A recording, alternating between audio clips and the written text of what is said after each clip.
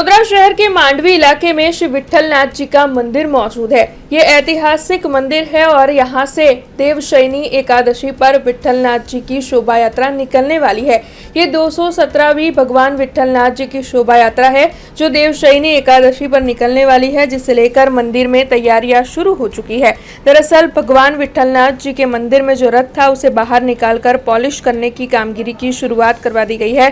रथ की सजावट की तैयारियां भी शुरू हो चुकी है। ऐसे में आपको बता दें कि 25 जुलाई को गायकवाड़ी राजवी परिवार के पूजन अर्चन और आरती करने के बाद ये शोभा यात्रा प्रस्थान करेगी और शोभा यात्रा के तहत भगवान को सोने चांदी के रथ में और चांदी की सुखपाल में विराजमान करवाया जाएगा। तो वहीं शोभा यात्रा की शोभा बढ़ाने के लिए विट्ठल मंदिर भजन मंडल, सयाजी के मशहूर दरबार बैंड, गायकवाड़ी मल्हार बैंड और साथ ही ढोल ताशे के साथ कई वादक भी शामिल होने वाले हैं।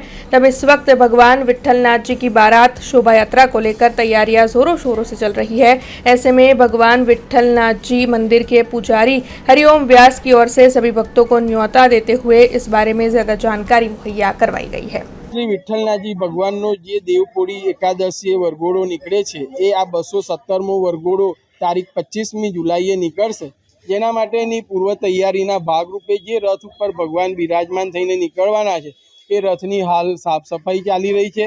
આ રથ આખો ફોલ્ડિંગ છે અને આવતીકાલે તૈયાર કરવામાં આવશે અને 25 તારીખે કહીએ તો સવારે 9 વાગે ગાયકવાડ પરિવારના પૂજન અર્ચન બાદ આ વરઘોડો શહેરના રાજમાર્ગો ઉપર ભક્તોને દર્શન આપવા નીકળશે। તો આ વરઘોડામાં આવવા માટે દરેક ભક્તોને વિઠ્ઠલ મંદિર પરિવાર તેમજ દેવસ્થાન ટ્રસ્ટ તરફથી હાર્દિક આમંત્રણ છે। ખાસ કરીને વરઘોડો માંડવી અંદર થઈને નીકળે છે, આજે ફરી શું આયોજન છે?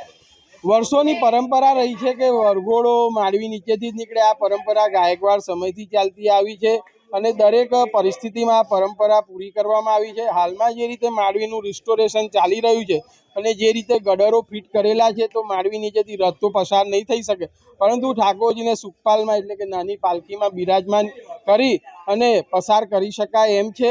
આ વ્યવસ્થા મહાનગરપાલિકાને કરવા માટે અગાઉથી જણાવેલું છે કે ત્યાં યોગ્ય વ્યવસ્થા કરજો, જેથી વર્ષોની परंपरा जળવાયેલી रहे। जुड़े रहने के लिए हमारे YouTube चैनल को सब्सक्राइब करें और नई वीडियो की नोटिफिकेशन के लिए बेल आइकॉन को दबाएं।